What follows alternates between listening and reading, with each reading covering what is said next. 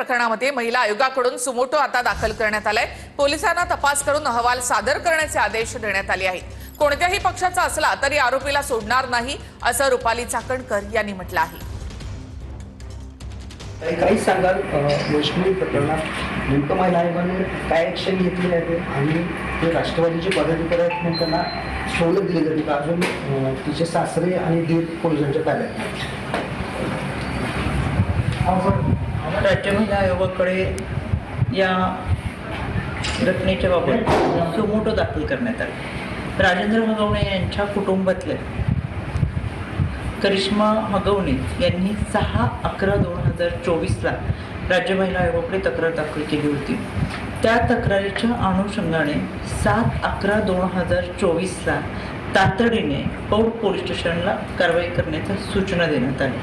पौड पोलिसांना सूचना देऊन मी स्वतः PIना फोन करून सांगितलं होतं की यामध्ये कुटुंबातला वाद आहे, कुटुंबातल्या लोकांना एकत्रित बोलून त्यांना सामोपचाराने समुपदेशन करून हा वाद मिटवावा यासाठी आपण प्रयत्न करावा आणि त्या अनुषंगाने पोलिसांनी त्यावेळेस कारवाई करून हा कुटुंबातला वाद मिटवला होता। त्यानंतर आता घडलेली घटना अत्यंत दुर्दैवी आहे। इकडे चांद्रयान यशस्वी झालं म्हणून आनंद साजरा करणारा AIच्या जमान्यात तंत्रज्ञानाच्या युगामध्ये वावरणारी आपण माणसं आणि त्याच वेळी दुसरीकडे हुंड्यासाठी जर छळ होत असेल तर अत्यंत दुर्दैवी। अजून तपास होतोय, या तपासामध्ये अनेक गोष्टी समोर येतील किंवा पोलिसांचा जो काही निष्कर्ष आहे त्याचा अहवाल आमच्या राज्य महिला आयोगाला सादर होईल। या घटनेचा तपास हा API डोंगरे हे करतात आहेत। मी स्वतः त्यांच्या संपर्कात सातत्याने आहे। 19 तारखेला राज्य महिला आयोगाच्या वतीने यामध्ये सुमोटो दाखल करून कारवाई करण्याच्या सूचना संबंधित पोलीस विभागाला दिली। आणि जसं तुम्ही विचारलं की हे पक्षाचे पदाधिकारी किंवा काय, मला कायम सांगायचं आहे तुमच्या माध्यमातून, आतापर्यंत अनेक अशा केसेस आल्या तरी शेवटी गुन्हेगार हा गुन्हेगार असतो। तो कोणत्या पक्षाचा आहे, कोणत्या जातीचा आहे, कोणत्या धर्माचा हा विषय नसतो।